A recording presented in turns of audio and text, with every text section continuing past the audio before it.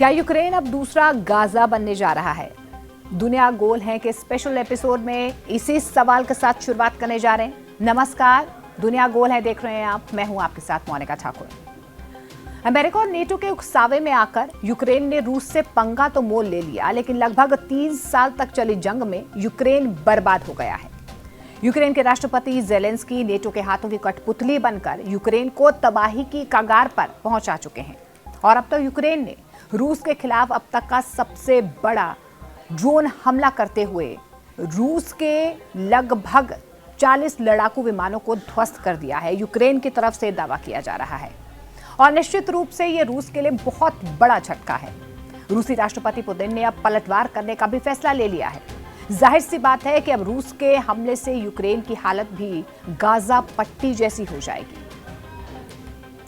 Ukraine के खिलाफ रूस कब सैन्य कार्रवाई तेज करेगा, इस बारे में अभी तक कोई स्पष्ट जानकारी नहीं मिल पाई है, लेकिन रूस की तरफ से तीखा प्रहार किया जाएगा, यह निश्चित है। रूस सिर्फ यूक्रेन के खिलाफ निर्णायक कार्रवाई करके संतुष्ट हो जाएगा या फिर नेटो देशों को भी निशाना बनाएगा, इस बारे में तरह तरह के कयास भी लगाए जा रहे हैं। गौरतलब है कि 32 यूरोपीय देश नेटो में शामिल हैं और वे यूक्रेन को भी नेटो में शामिल करना चाहते हैं और यही बात रूस और यूक्रेन के बीच जंग की जड़ है। पुतिन नहीं चाहते हैं कि यूक्रेन नेटो में शामिल हो और यूक्रेन के माध्यम से नेटो देश रूस की सीमा तक अपनी सैन्य गतिविधियां बढ़ा सके और इसी बात को लेकर 3 साल पहले रूस ने यूक्रेन के खिलाफ कार्रवाई शुरू की थी और उस वक्त पूरी दुनिया का यह अनुमान था कि दुनिया के दूसरे सबसे शक्तिशाली देश रूस के सामने यूक्रेन टिक नहीं पाएगा और दुनिया का यह अनुमान था कि दुनिया के दूसरे सबसे शक्तिशाली देश यानी कि रूस के सामने यूक्रेन जैसा छोटा सा देश ज्यादा दिनों तक टिक नहीं पाएगा और 8 से 10 दिनों में ही रूस यूक्रेन को जंग में हरा देगा।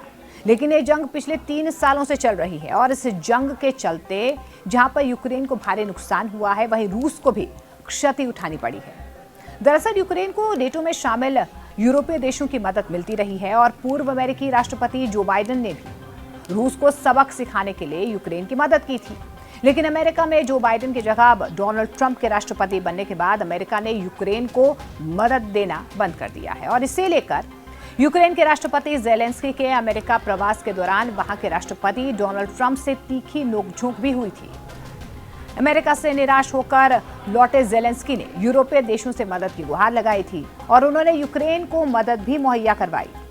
इससे उत्साहित होकर यूक्रेन ने रूस के खिलाफ ड्रोन के जरिए बड़े हमले को अंजाम दे दिया और उनके 40 विमानों को सीधे तौर पर यूक्रेन की तरफ से निशाना बनाया गया।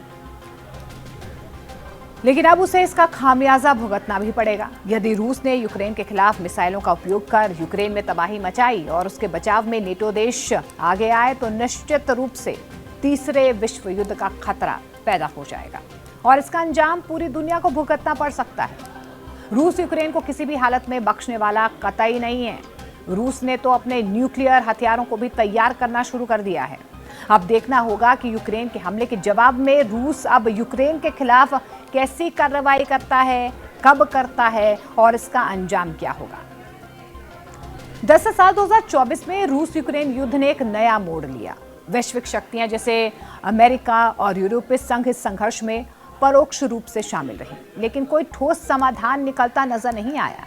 ये युद्ध वैश्विक अर्थव्यवस्था पर प्रभाव डालता रहा। ऊर्जा संकट, मुद्रास्फीति के बढ़ने के साथ ही विकासशील देशों पर अतिरिक्त दबाव भी बना। मध्य पूर्व की घटनाओं की अगर हम बात करें, मध्य पूर्व की खासतौर पर इजरायल की बात करें, इजरायल हमास संघर्ष ने भी क्षेत्रीय स्थिरता को प्रभावित करने के साथ साथ वैश्विक व्यवस्था को भी झकझोर कर रख दिया है।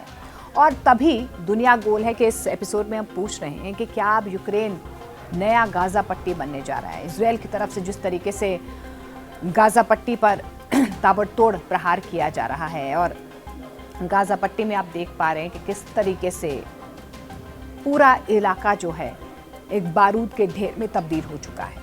अब माना यही जा रहा है जो प्रहार यूक्रेन की तरफ से किया गया है, क्या रूस भी इसी तरीके का कोई बदला लेगा यूक्रेन से।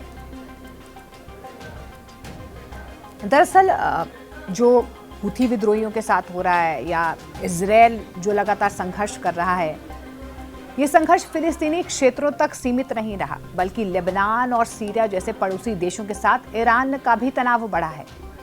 साल 2024 दुनिया में युद्धों का साल रहा है। गाजा से लेकर यूक्रेन तक तबाही का दौर दुनिया ने देखा है। साल के जाते जाते चीन ने भी ताइवान को डराकर अपने इरादे साफ कर दिए। विशेषज्ञों का ये कहना है कि साल 2025 भी नए शीत युद्ध का काल होगा और इस दौर में शांति लाने में भारत अहम भूमिका निभा सकता है।